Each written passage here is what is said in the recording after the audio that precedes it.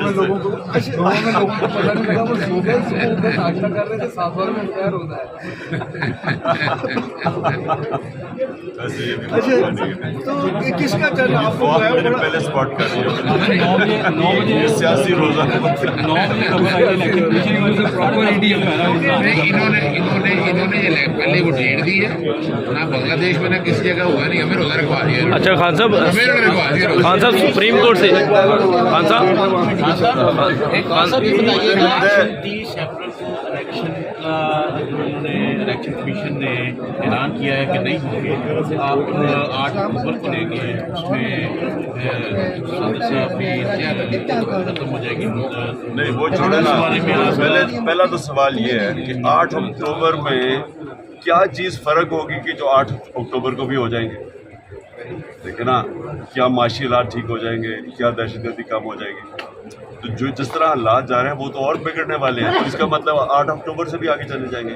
लेकिन ना, जब आपने फैसला कर लिया इलेक्शन आइन से निकलने का, उसके बाद तो आप कुछ ज़ियाउल हक के आगे ना कि 90 दिन के बाद उससे 11 साल किए, उसके बाद क्या रोकता है।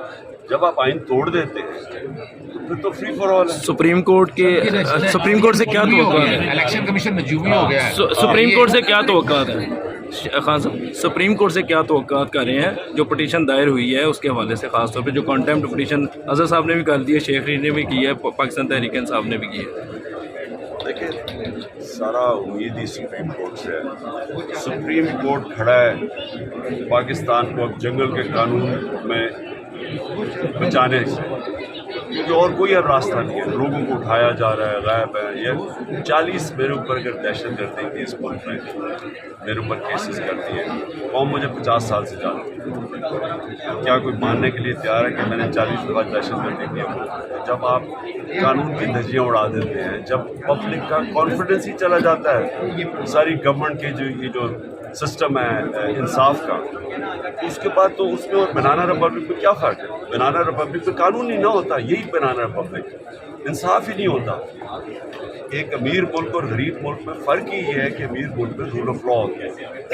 दुनिया की तारीफ उठा के देखें जो कौमें ऊपर गई हैं वो रूल ऑफ लॉ पे गई हैं। जब रूल ऑफ लॉ ख़त्म करते हैं वो बनाना रिपब्लिक बन जाती है, वो तो ऊपर जा ही नहीं सकती। सर क्या आप ये बताइएगा, 16 अरब का मुकदमा दर्ज किया गया था इमरान आपके दौर में शहबाज शरीफ वगैरह के खिलाफ। अच्छा, आपको नहीं लगता कि शहजाद अकबर साहब ने आपको मिसगाइड किए रखा? क्योंकि अदालतों में जो रिकॉर्ड आया बाद में वो बातें सामने आई कि वो सिर्फ और सिर्फ तगड़े रेफरेंस है उनका, जो भी हाल हुआ वो जिस तरीके भी हुकूमत में आए। तो आप बताइएगा खान साहब, आप पे जो मुकदमा बनाए जा रहे हैं उनकी और आपके मुकदमा में क्या फ़र्क है? 95% मुकदमे जो इनके ऊपर थे, ये पीपल्स पार्टी और नून लीग के, ये सारे इनके दौर के थे। हमारे दौर के तो मुकदमे ही नहीं थे। सारे आसिफ जरदारी पे, नवाज शरीफ तो पकड़ा गया था पनामा में, बेटी और ये वो तो इंटरनेशनल इंकशाफ पे पकड़े गए थे।